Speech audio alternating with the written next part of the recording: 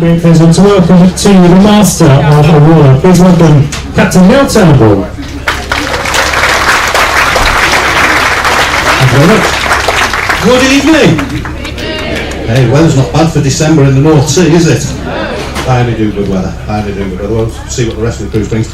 First and foremost, a very warm welcome aboard. Of course, it is our first formal night of this Christmas cruise, and I really hope you've all been good girls and boys, because I've had an email off Santa today, and he's just checking the list, and if you've all been good, he is promising to put in an appearance, we think, just before Christmas, because he's got to get back over to the UK, and because we're a little bit further north, he may have to come Christmas Eve. So that's the plan. So, like I said, hopefully you've all been good girls and boys, and that will happen in Oslo on the 24th, I believe. Right, it is our first formal night. Can I just say thank you very much for making the effort, for getting all dolled up and making the effort and coming up. It really is appreciated. You do look resplendent in your finery. Enjoy your clothes, because they're not going to fit in about 7 days' time. So if I put it down to the humidity, I think it makes your clothes shrink, but that's my excuse. I was only 7 stone when I joined the ship. Now look beside me. Anyway, now I'm the captain that keeps giving. Let me tell you, I've been on the internet all day today, Google, because I'm with it, I'm down with the kids. And just for you, I've done a little bit of research, and I'd like to share something that I think is going to be quite significant to the vast majority of you. I've been on Google today, and I have found good authority that the returns policy at TK Maxx is 28 days. So if your clothes don't fit at the end of the cruise, you can take them all back. So there you go. I did that just for you. Right, where are we going? I haven't decided yet. I'm the captain. I thought we might go through the Panama Canal, nip over into the Pacific, do the west coast of the States, South Pacific, Australia, New Zealand. No, you've come to do a Christmassy type cruise, so that's where I'm going to take you. Ladies and gentlemen, we're going to spend 10 nights together. We're going to travel 2,037 nautical miles together. We're going to go to 4 ports, so we've got a few overnights in there as well. Our first port of call, which of course is tomorrow, we are aiming for Denmark and Copenhagen, aiming to be in the port around about 1 o'clock tomorrow afternoon, and then we're going to give you an overnight. If you've not been to Copenhagen before, it is beautiful. Has anyone done this cruise before we go on? You have, thank God for that. I haven't. However, I'm assured most of the ports look the same, so you'll have no idea if I get the right ports on the right order and in the right day, because they all look pretty much the same up in this Scandinavian part of the world. Anyway, I'll try my best. So, Copenhagen tomorrow, will give you an overnight there. If you've not been to Copenhagen, it is delightful. If you've not booked a tour, just get yourself ashore. Go and see the Little Mermaid. Can I just warn you, going to see the Little Mermaid, the clue is in the title. She is little. I don't know what people expect when they go to see the Little Mermaid, but she is very little. So, you've got to go and see it. You've got to get into Copenhagen. Beautiful Tivoli Gardens, all that, absolutely stunning, beautiful. Particularly at this time of year. We were there a couple of weeks ago, and it is just absolutely delightful. Always takes the breath away. From Copenhagen, we then have a little scooter back out of the Baltic and up to the southern coast of Norway. We're going to take you into Oslo for Saturday and Sunday. That's through to Christmas Eve. Weather's looking a bit blustery there. Maybe a little bit of snow up there as well. They're bit mixed forecasts at the moment, but if we do get a smattering of snow, it just adds that little bit of extra Christmassy atmosphere to the place. But again, Oslo is absolutely delightful, so make sure you get yourself ashore there. We then sail Christmas Eve, and then we give you a day at sea as we head south. A day at sea in the North Sea, heading down to our next port of call, which of course is Amsterdam. We nip into Amsterdam on Tuesday, Wednesday, give you an overnight in Amsterdam, having transited the North Sea Canal and all that kind of stuff. And then we sail from Amsterdam and we head down the coast to Zeebrugge or Bruges. So some lovely ports, really stunning ports, and I'm sure you're going to have an absolutely wonderful time with us. Now, statistics for you. What do we have? I've had to write it down. We have 1,857 of you on board, 1,857 guests, and we have 816 crew. We're pretty full at the moment. That ratio works out about 2 to 1, so every 2 of you, there's 1 of us. So it's not a bad ratio, and hopefully we're going to be able to look after you. I'm also delighted to announce that we have 649 virgins on board, which is good for the nativity play. Unfortunately, we can't find any wise men, but that's another story. By virgins, I of course mean first-time cruisers. 649 first-time cruisers. Any first-time cruisers in the room this evening? Don't be shy, we know exactly who you are. Well, listen, welcome on board, welcome to the cruising family, and hopefully we're going to knock your socks off and you're going to wonder why you've never cruised before and never consider any other holiday. So welcome to you as a first-time cruiser. There are 649 of you. Just a few tips for you first-time cruisers particularly. We know exactly who you are. You stand out like a sore thumb, so don't try and hide it. Everyone else, listen, just resign yourself to the fact for the next week or so, everyone else on this ship is going to hunt you down and bore you senseless telling you about the other 1,000 cruises that they've done. Okay, that's part of the initiation project. They'll also tell you how this cruise isn't as good as the one they did on the Titanic, so I wouldn't always believe everything they said. And again, for you first-time cruisers, listen, I'm very passionate. I'm here to take you on holiday. I try and keep you informed throughout the cruise about what's happening, developments, decisions, all that kind of stuff, and involve you in that process. Anything you hear from me is the truth. I do not lie, I do not make things up. Can I just assure you, if you hear from me, it is the truth. No interest to me to lie to you. If you're not too bothered about the truth, if you want to pop down to the passenger laundrette, because the rumours that come out of there you would not believe. Quite interesting, but no truth in them whatsoever. So please don't listen to what you hear down there. So that's for you first-time cruisers. We are at the beginning of the cruise, of course. I am the captain. I have a few rules that you need to comply with, and I'd just like to establish what the ground rules are as we set out on this cruise. Lovely story about my rules. I was first promoted to captain about 9 years ago, in fact, not exactly 9 years. And the first cruise I did as captain was on this ship. I was extremely honoured to come to the Aurora. My mother decided to book my first cruise. So she booked as a passenger and travelled with me. No pressure there then. She came to see what her little boy got up to, and she was immensely proud that I was captain. When I found out she was travelling, she was booked into a passenger cabin, into a balcony cabin, interestingly, down on Ada. I arranged for the double bed to be taken out and 2 single beds to be put in. When my mother joined, she went in the cabin and thought, what's going on here? So she came and confronted me about it. She said, why is there 2 single beds in my cabin? And I said, Mother, it's my house, my rules. So, 50 years I waited for that moment, and I managed to get it. That was the pinnacle of my career. Anyway, so what are the rules? The rules are very simple, ladies and gentlemen. You are here to relax and enjoy yourself, take away some wonderful and long-lasting memories, and we're very passionate in delivering that. We have been doing this job for 180 years. P&O have been in business 180 years. I was down in the kids club today. I told the kids down there we've been in business 180 years. I'm very proud of that. One of them, bless his cotton sock, said, were you here at the start, mister? So he'll be being disembarked in Copenhagen with his parents. That's how that works. So listen, ladies and gentlemen, we're passionate about giving you a wonderful time. That's what we're all here for. We really are. Can I ask, during your time on board, if we do not exceed your expectations, if there's something annoying you, something niggling you, something really irking you, we don't do marriage guidance, but if there's anything within our capability, please come and tell us about it. Give us a fighting chance of being able to put it right for you. What I do not want you doing is getting all upset, storming off the ship in Southampton, cruisecritic.com.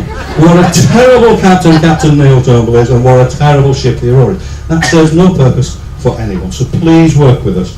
Tell us about it. Give us a chance of putting it right.